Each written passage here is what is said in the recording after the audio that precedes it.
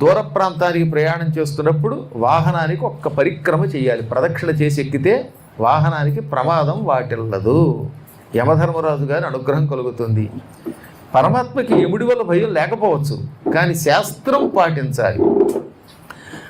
నేను గొప్పవాడిని కనుక శాస్త్రం పాటించక్కర్లేదు అంటే జగత్తులో మిగతా వాళ్ళంతా ఏం చేస్తారు? వాళ్ళు పాటించరు. అందుకని పెద్దలు ఇతరుల కోసం శాస్త్రం పాటిస్తారు. ఆయన కూడా లోకములకు సందేశం ఇవ్వడానికి రథం చుట్టూ పరిక్రమ చేశాడు. ఎప్పుడైనా కొత్త వాహనం కొంటే సరిగా దానికి పూజ చేయాలండి. కొత్తగా ఒక కారు ఏదన్నా కొన్నాక పూజ చేయకుండా ఎక్కడం దోషం. ఎప్పుడో ఒకప్పుడు దానికి తగిన ఫలితం మనకు తగులుతుంది. అందుకని పూజ చేస్తే వాహనానికి అధిష్టాన దేవత అయిన యమధర్మరాజు, నివృత్తి మొదలైన వాళ్ళు సంతోషిస్తారు. అప్పుడు దుర్మరణం పాలు కాకుండా ఉంటాడు. అందుకే శుభముహూర్తము వాహన పూజ మొదటిసారి ఒక ప్రదక్షిణ చెయ్యాలి అని ఒక నియమం అన్నమాట.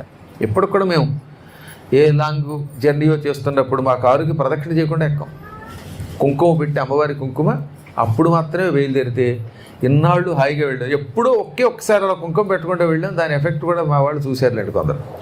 అందువల్ల శాస్త్ర మర్యాదను అనుసరించి ఆయన రథానికి పరిక్రమ చేసి రథం ఎక్కాడు.